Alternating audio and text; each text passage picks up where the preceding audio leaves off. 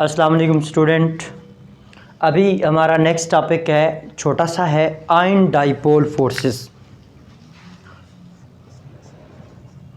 Ion dipole forces, ये हम जब टाइप्स ऑफ इंटरमॉलिक्यूलर फोर्सेस पढ़ते हैं, जैसे हमने पीछे पढ़ा डाइपोल फोर्सेस, उसी के साथ हम ये भी एक लिखते हैं, लेकिन बुक में ये बताया नहीं गया।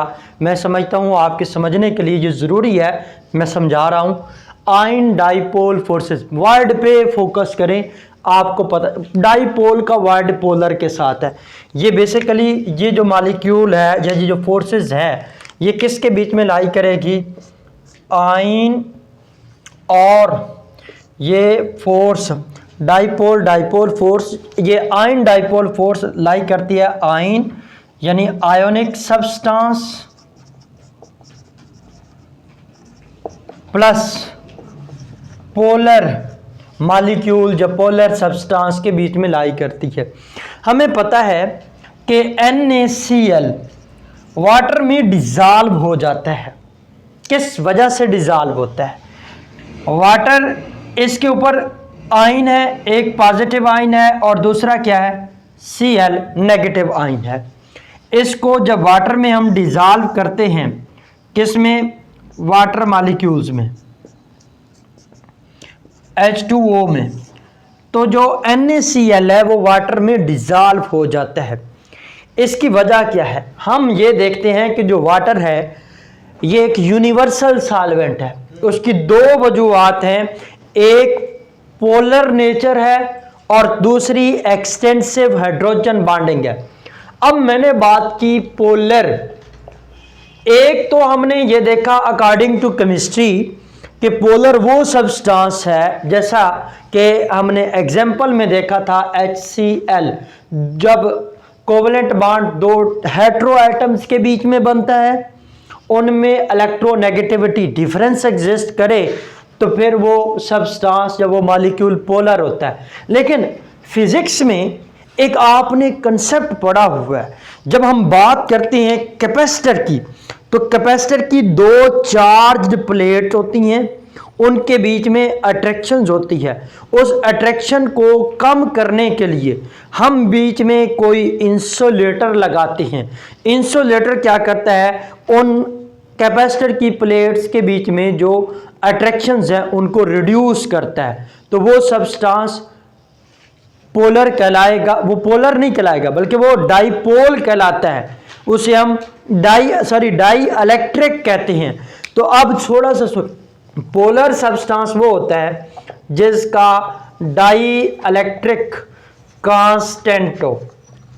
डाई इलेक्ट्रिक कांस्टेंट मैंने आपको बता दिया कि वो सब्सटेंस, जो वो चीज़ जो अट्रैक्शन को, दो चार्ज पार्टिकल्स के बीच में अट्रैक्शन को रिड्यूस करे। जैसे कैपेसिटर की प्लेट्स की हम बात करते हैं, तो उन कैपेसिटर की प्लेट्स के ऊपर जब डिफरेंट चार्ज होते हैं तो उनके बीच में अट्रैक्शन होती है। उस अट्रैक्शन को रिड्यूस करने के लिए हम कोई इंसुलेटिंग मटेरियल, जैसा कि वो पेपर है, माइका है, या हम एयर दे उसके अंदर रखते हैं, तो वो क्या करता है, जिसकी वजह से उन चार्ज प्लेट्स के बीच में अट्रैक्शन क्या हो जाती है?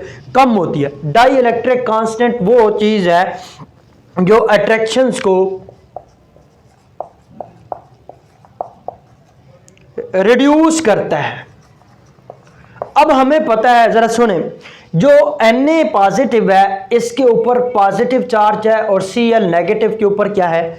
नेगेटिव चार्ज है। अब ये कंप्लीट एक आयन है, ये आयन्स अपोजिट आयन मिलके ये NaCl बना रही है। अब जब हम वाटर इसके अंदर डिज़ोल्व करेंगे तो वाटर एक पोलर मॉलिक्यूल है। इसका मतलब क्या है? इसका डाई इलेक्ट्रिक कांस्टेंट है। डाई इलेक्ट्रिक कांस्टेंट का मतलब क्या है कि यानी ये वाटर, ये NaCl के मॉलिक्यूल्स में अट्रैक्शन को क्या करेगा? रिड्यूस करेगा, इनके अट्रैक्शंस को ब्रेक करेगा, इन सोडियम आयन और क्लोराइड आयन्स के बीच में अट्रैक्शन को तोड़ेगा और इन्हें सेपरेट करेगा। जब हमारे पास ये सेपरेट आयन बन जाएंगे, एक बन गया Na पॉजिटिव और दूसरा क्या बन गया? Cl negative. अब सवाल ये आता है, सेपरेट हो गए, क्या ये दोबारा आपस में कंबाइन नहीं हो सकते? स्टूडेंट हो सकते हैं लेकिन होंगे नहीं, हो सकते हैं लेकिन होंगे नहीं। क्यों? इनके ऊपर पाबंदी लगा दी है भाइयों। सिंपल बात है, वाटर उसके पास इतनी पावर तो थी कि उसने इनके बीच में अट्रैक्शन को तोड़ दिया। जिसके पास इतनी पावर हो कि वो इनके बीच में अट्रैक्शन को ब्रेक कर दे, वो उसके पास अगर इतनी वो पावर रखता है वाटर, तो ये वो इतनी पावर नहीं रखता कि इनको सेपरेट भी कर ले। जब उसने सेपरेट कर लिया, अब होगा क्या? वाटर एक पोलर मॉलिक्यूल है, तो पोलर मॉलिक्यूल का मतलब क्या है कि इसके ऊपर दो डिफरेंट साइड्स हैं। हाइड्रोजन के ऊपर पार्शियल पॉजिटिव चार्ज है, ऑक्सीजन के ऊपर पार्शियल नेगेटिव चार्ज है, और हाइड्रोजन के ऊपर पार्शियल पॉजिटिव चार्ज है। दो हाइड्रोएटम के बीच में भी बन रहा है और इनमें इलेक्ट्रोनेगेटिविटी डिफरेंस भी है।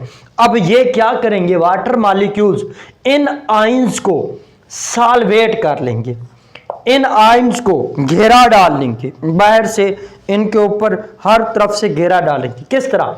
अब देखें, वाटर के मॉलिक्यूल्स में जो नेगेटिव पार्ट है, अब देखेंगे ना कि भाई आपको मसला है, आपने उसके साथ अट्रैक्शन को तो ब्रेक किया है, आप हमारे साथ अट्रैक्शन डेवलप करें, तो वो कैसे अट्रैक्शन डेवलप करेगा? वाटर मॉलिक्यूल का जो नेगेटिव पार्ट है वो इस सोडियम आयन को सराउंड कर लेगा, और जो पॉजिटिव पार्ट है वो क्लोराइड आयन को सराउंड कर लेगा। कैसे?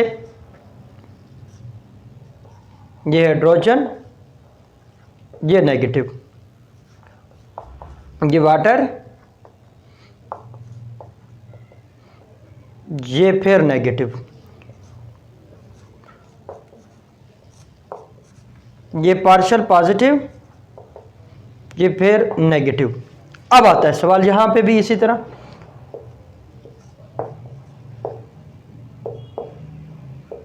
पॉजिटिव पॉजिटिव, ये नेगेटिव।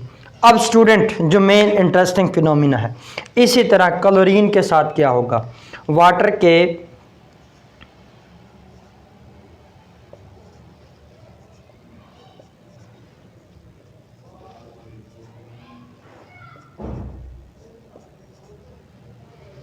ये पॉजिटिव, ये पॉजिटिव, ये नेगेटिव, ये फिर अगेन पॉजिटिव, ये negative, positive positive positive negative.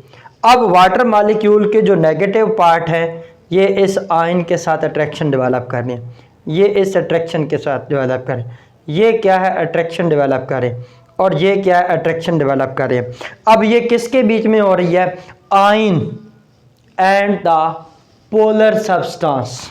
ये और इसी तरह ये क्या है? ये भी एक आयन और पोलर सब्सटेंस के बीच में अट्रैक्शन डेवलप हो गई है due to opposite charges.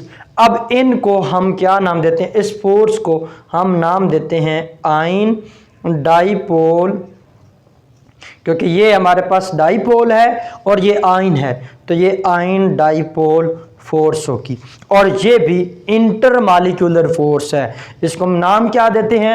Ion dipole force. और ये मैंने उसकी सारी एक्सप्लेनेशन दी है कि ये किस तरह मॉलिक्यूल को ब्रेक करेंगे, तोड़ेंगे, उसको आपस में सॉल्वेट करेंगे, और ये आयोनिक सब्सटेंस और पोलर मॉलिक्यूल्स के बीच में बनता है। इसी को हम यूं भी लिख सकते हैं, ये आयन और पोलर मॉलिक्यूल के बीच में ये फोर्स ऑफ अट्रैक्शन लाई करती है। तो यहाँ पे इसको अगर हमने डिफाइन करना है तो इसको अपने लफ्ज़ों में लेके आएँ, इसको अपने लफ्ज़ों में लिखें, तो वो क्या है? द फोर्स ऑफ अट्रैक्शन या electrostatic attraction, electrostatic interaction between permanent ion, ये परमानेंट आयन है, permanent ion and the dipoles between the permanent ion and polar substance. Electrostatic interactions which exist या which develop between the permanent ion and the polar substance are known as ion dipole forces. और ये आपका book में नहीं है, लेकिन ये intermolecular forces की टाइप है, तो इसलिए मैंने कहा कि आपको पता होना चाहिए और आपको ये समझ होनी चाहिए। अक्सर आप सॉल्युबिलिटी के काम में ये पढ़ेंगे तो आपको पता चल गया कि ये आयोनिक सब्सटेंस या एक परमानेंट आयन और एक डाईपोल या एक पोलर सब्सटेंस के बीच में जो अट्रैक्टिव फोर्सेस हैं, जो फोर्सेस ऑफ अट्रैक्शन है, वो किसके बीच में लाई कर रही हैं? आयन डाईपोल फोर्सेस है। अब जो NaCl है या कोई और साल्ट जो वाटर में डिज़ॉल्व होता है, वो किस फोर्सेस की वजह से होता है? Due to forces of ion dipole forces, या due to interactions of ion dipole forces. और जितनी ये आयन डाईपोल फोर्सेस ज़्यादा होंगी और उतना वो सब्सटेंस ज़्यादा सॉल्युबल होगा। मैंने फिजिकल प्रॉपर्टीज़ की मेजरमेंट में एक बात की थी कि जो सॉल्युबिलिटी है वो फिजिकल प्रॉपर्टीज़ हैं और फिजिकल प्रॉपर्टीज़ इंटरमॉलिक्यूलर फोर्सेस की मेजरमेंट है। और जितना इस आयन और इस डाईपोल में जो इंटरमॉलिक्यूलर फोर्सेस, ये जो आयन डाईपोल फोर्सेस स्ट्रांग होंगी उतनी सॉल्युबिलिटी ज़्यादा होगी, और जितनी ये वीक होंगी उतनी ये सॉल्युबिलिटी क्या होगी? वीक होगी। तो ये था आयन डाईपोल फोर्सेस।